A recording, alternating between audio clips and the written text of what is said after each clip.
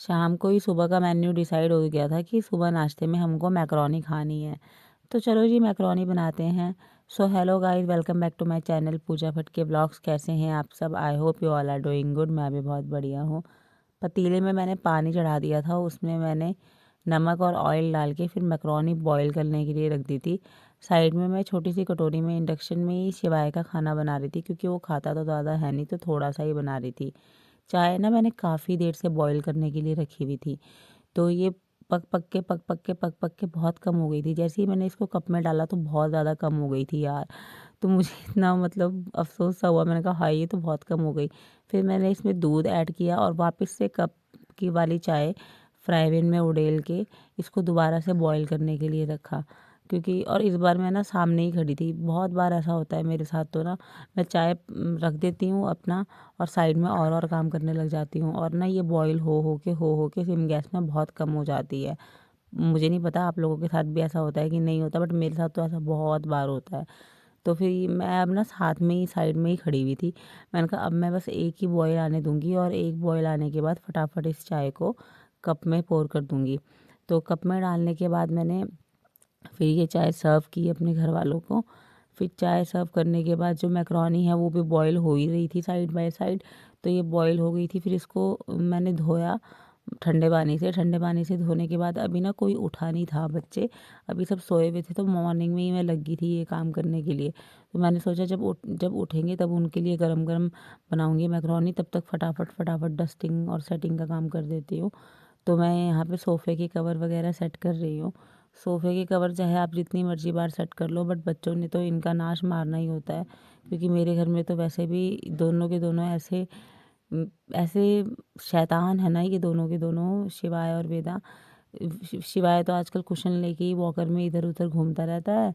और वेदा भी क्या बोलते हैं, वेदा तो खैर, वेदा को शुरू से ही कवर्स निकालना और ये कुशन्स को नीचे रेल गाड़ी बना के सारे के सारे कुशन ना वो नीचे फर्श में रख देती है, और एक बाय वन बाय वन करके इसकी रेलगाड़ी बना देती है। उसका यही काम रहता है हमेशा से ही ना।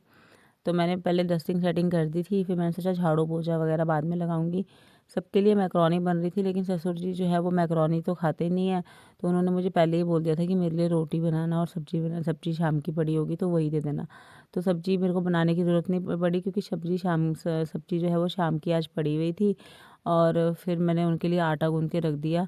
यहाँ पे जो है मैं एक दूध वाले भैया को दूध खाली करके दे रही हूँ, क्योंकि हमारे घर में जो है दूध आपको पता ही है, बहुत आपने मेरे अगर पुराने व्लॉग्स देखे होंगे तो हमारे पास गाय वगैरह है, तो दूध भी हम बेचते हैं। तो वो दूध दूध वाले लेने आते हैं मॉर्निंग में, तो उनको भी दूध देना होता है सबको साथ के साथ।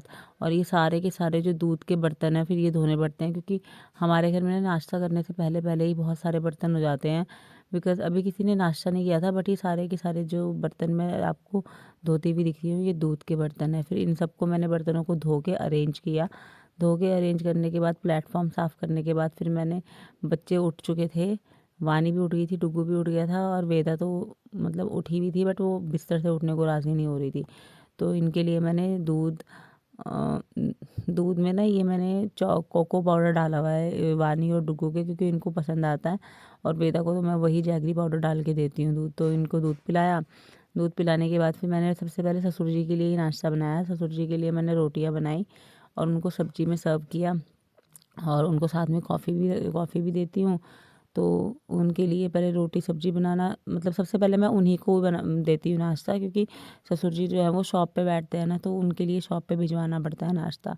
और यहाँ पे देख लो, मैंने तवे पे रोटी रख दी थी और गैस जलाना ही भूल गई थी यार। मतलब सुबह सुबह इतना ज़्यादा काम होता है और इतना ज़्यादा हबड़ तबड़ होती है ना हर एक काम को करने की, कि कभी कभी ना कुछ पता ही नहीं चलता कि क्या हो रहा है क्या नहीं।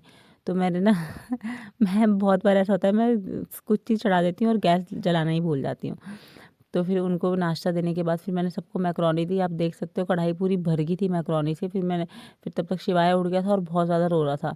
तो मैं फटाफट फटाफट सबको मैक्रोनी सर्व करी जा रही थी, कढ़ाई भी खाली हो ही रही थी। और शिवाय जो है ना वो मुझे खाने नहीं दे रहा था, बहुत रो रहा था। तो मैंने क्या किया, पहले इसका मूड फ्रेशन अप किया, इसको चिल आउट किया, क्योंकि इसको जो है ना मिरर के पास ऐसे मिरर के पास ऐसे डांस करने में इसको ऐसे बहुत मज़ा आता है। तो मैं उसने डुगू ने देखा मुझे कि मैं डांस कर रही थी यहाँ पे, उसको भी हुआ कि मैं भी इसको लेके डांस करने लगता हूँ। तो वो मेरे पास आया, कहता मामी जी मुझे पकड़ा दो इसको, मैं ज़रा इसको चिल अप करता हूँ।